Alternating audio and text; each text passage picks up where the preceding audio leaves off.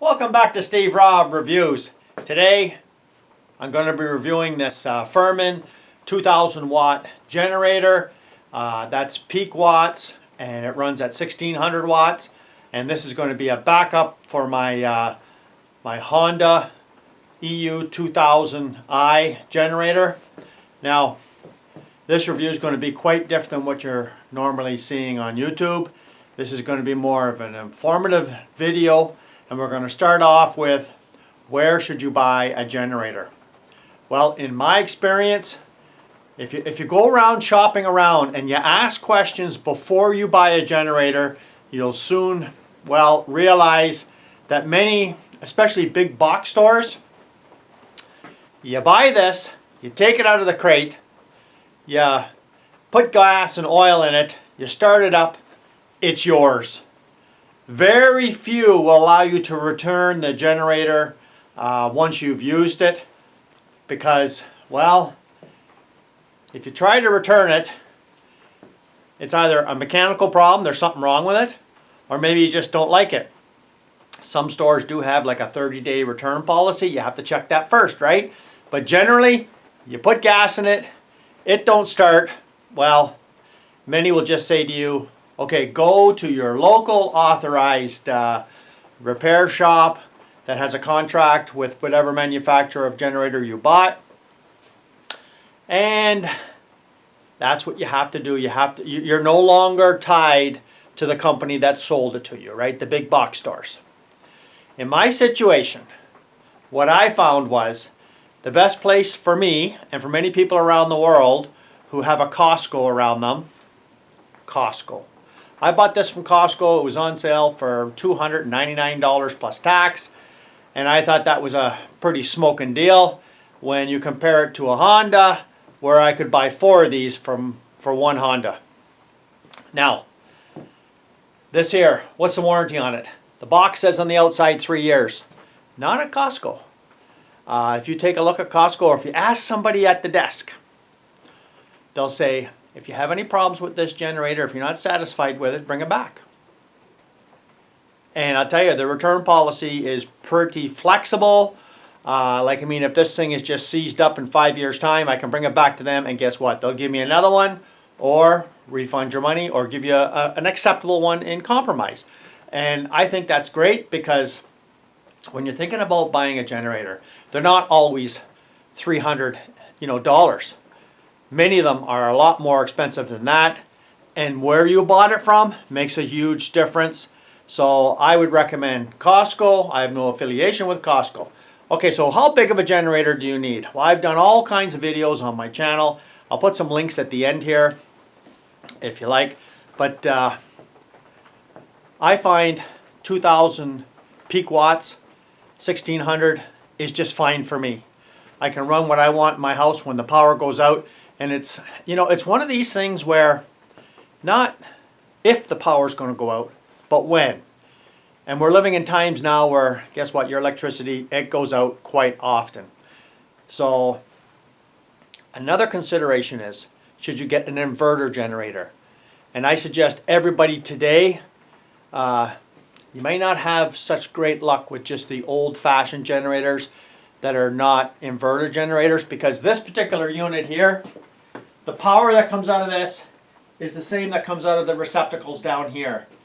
It's a very finely regulated kind of power that comes out of the generator, and it's not like the old-fashioned generators that are not considered inverter generators and don't have clean power. And that's what you need in many situations when you've got all kinds of digital devices in your house, including your furnace.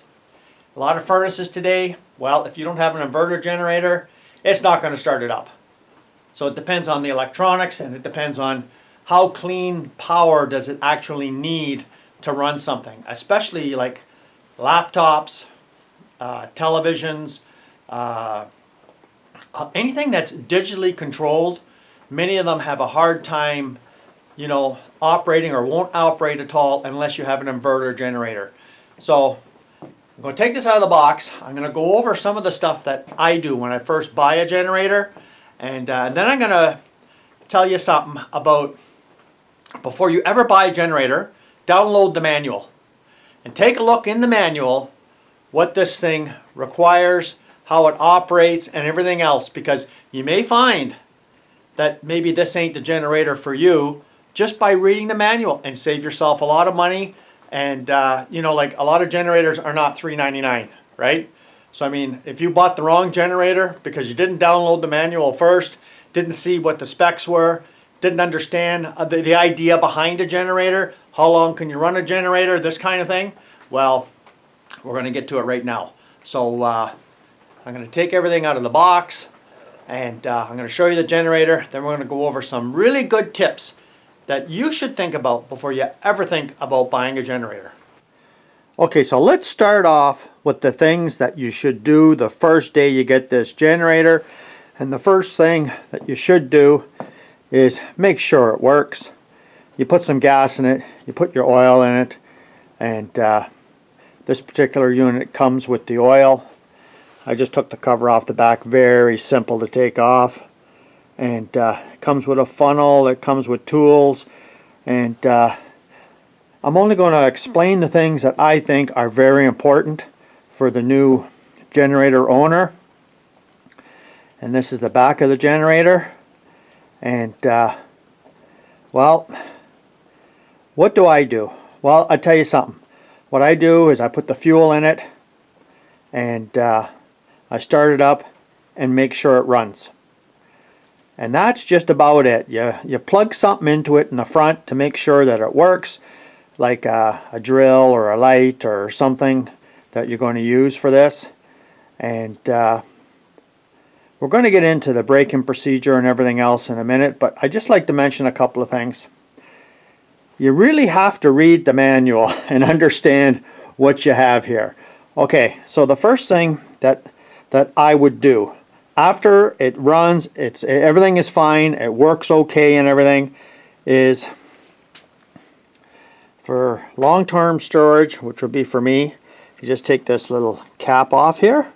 There's a spark plug in there, and what I do is I take that spark plug attachment off, and inside there you will see there's a rubber boot that's going to be in there.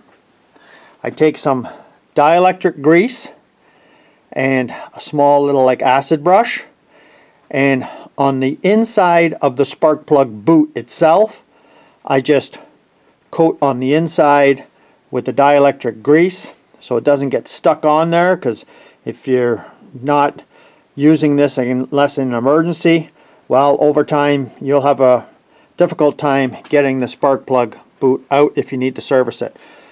So after I'm all finished with all the startup and the thing runs good and everything else, I take the spark plug out and I bring it up. You get a flashlight, you look inside, and you can see, you pull the pull cord on it, and you bring the piston up till it's about maybe a half an inch from the top. And then I only use engine storage spray. I don't use, like they recommend to use oil, about a tablespoon in there, but this has got a nice spray nozzle. It's designed for this, and I will spray for about 10 seconds in there.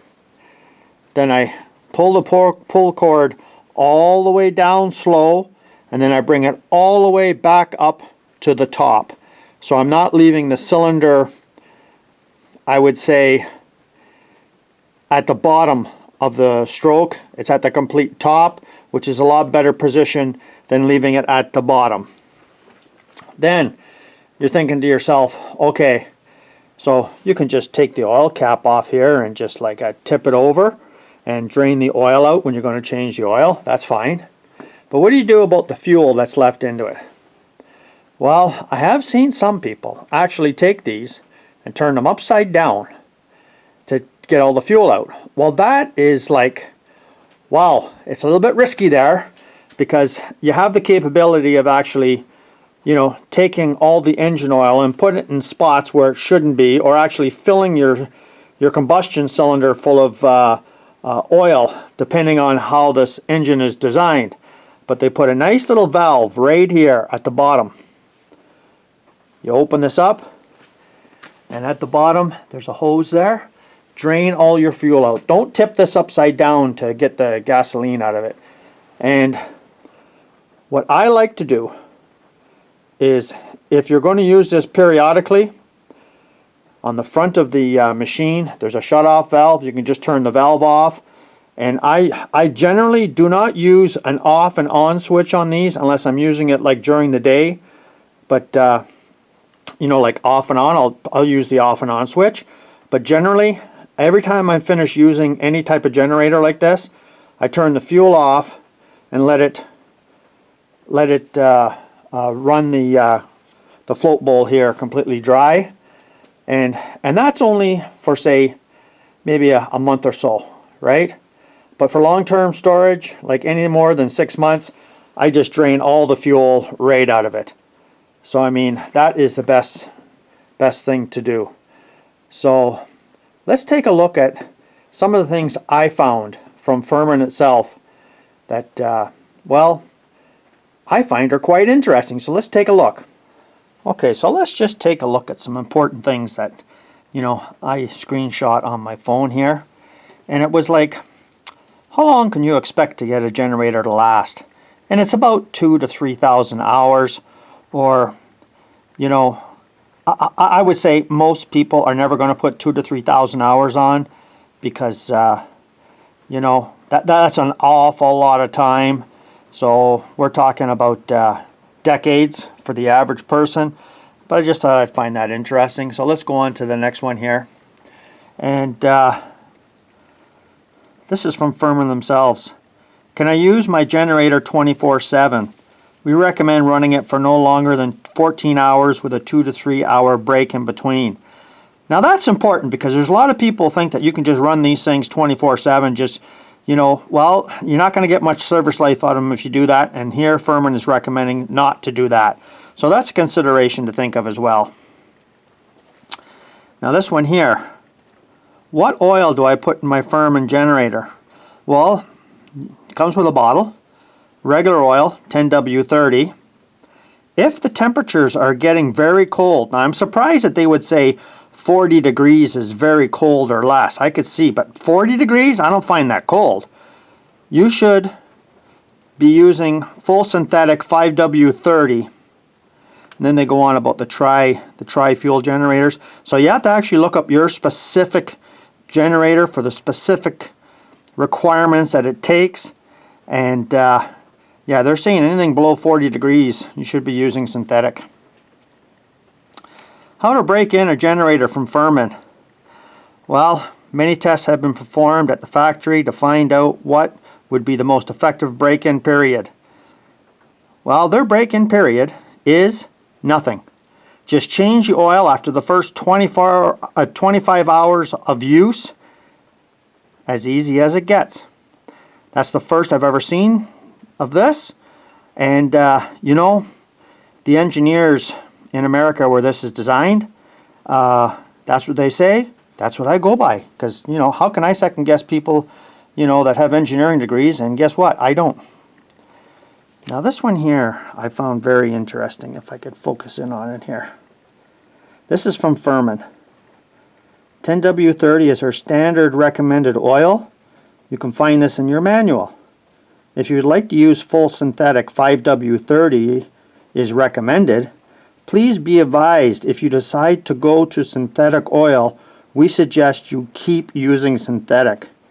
And I thought, okay, like that is like super cool or what? They're telling you not to switch back to regular oil after using synthetic? That's a whole controversy in itself right there. Well, as you can see, this has been not the typical type of generator review that you would normally see on YouTube. Somebody would start it up and plug stuff in and do all kinds of stuff like that. Well, there's lots of videos out there for that. I wanted to make a video that gives somebody some insight into buying a generator and what's all involved. And the main points would be where to buy it from. You know, and like Costco, man, I can bring that thing back. Like, I tell you what, I have brought stuff back from Costco that, you know, way past the warranty period kind of stuff, right? I mean, you got to have a legitimate thing, right? Like, I mean, you just can't go in there and say the pull cord fell out after 10 years. Come on, give me a break. But generally, well worth the time shopping at Costco. And when you're thinking about buying a generator, look into everything before you buy it, because I see so many people buy a generator, they bring it home, and the first thing they do is, well, they have no idea how to actually use this generator. Or now what do? You put the generator down on your shop floor right now. How do you get that power in your house? Well, I'll put a couple of links up here so you could take a look. But you know what? Being informed is probably the best information that you could get before you actually purchase a product. And I like to promote the idea of actually reading a manual. So thanks for joining me here today. Come back again. If you haven't seen this channel before, you're welcome to subscribe. And if you have any questions, feel free to ask a question. Cheers.